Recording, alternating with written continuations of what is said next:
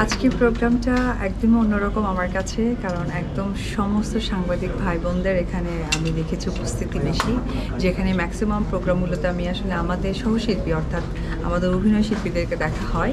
তো এখানে তার আজকে ব্যতিক্রম পেয়েছি, ভীষণ ভালো লাগছে।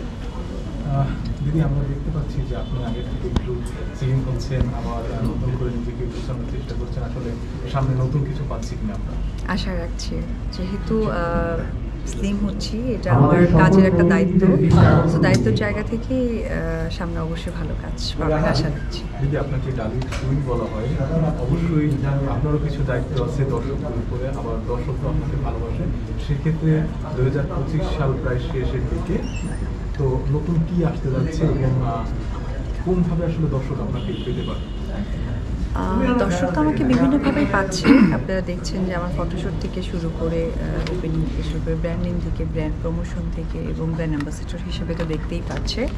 আর সবসময় যেটা আমার কাছে যে আশাটা সকলের থাকে যে কোন চিত্রনায়িকা হিসেবে, দেখা যাক, একটু ওয়েট করি, অবশ্যই জানাবো।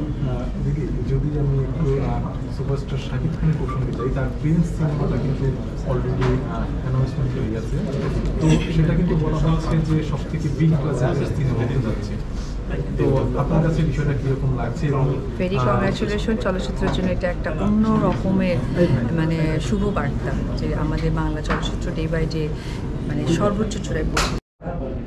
সুন্দর নতুন করে আবার ব্যবসার সাথে যুক্ত করছেন। আমরা জানি যে এর আগে আপনার যে ব্যবসা ছিল সেখান থেকে এখন সেলুনের সাথে যুক্ত হচ্ছেন। আমার তো পার্লার বিজনেস অনেক বছর ধরেই আছে, আপনারা জানেন। সেখানে আসলে স্যালুনটা যুক্ত হয়েছে, এটা আপনাদের জন্য এত খুশি হওয়ার কথা।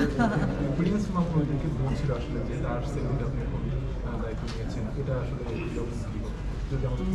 এটা আসলে যেটা হয়েছে যে যখন কোনো কিছু বিক্রি হয়ে যায় সেটা তখন তার, তো সেক্ষেত্রে বিক্রি হয়ে গিয়েছে, এটাই আমার বলার থাকে।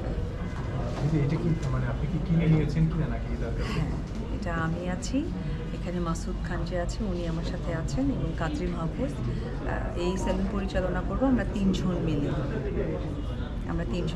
থ্যাংক ইউ ভাইয়া, ভালো। আমরা যদি একটু সিনেমার দিকে যাই, আসলে যেহেতু আমরা প্রথমে আপনাকে বলেছি যে আপনি পরিবর্তন হচ্ছেন, একটু নিচে ধরেন, আপনাকে নতুনভাবে দেখবে আশা করি। তো সেক্ষেত্রে 2026 সালের শুরুতে আপনি এটা থাকুন, আপনাদেরকে আবার জানাবো, কারণ আপনাদের সাথে সবসময় আমার দেখা হয়। কখনো না কোনো সময় যখন বলার সময় সুযোগটা হবে আমি জানাবো। প্রোডাকশন যেটি আছে সেটা থেকে ওটাতে আপাতত প্ল্যানিং নেই, ভেরি সুন। থ্যাংক ইউ, ধন্যবাদ আপনাদের সবাই।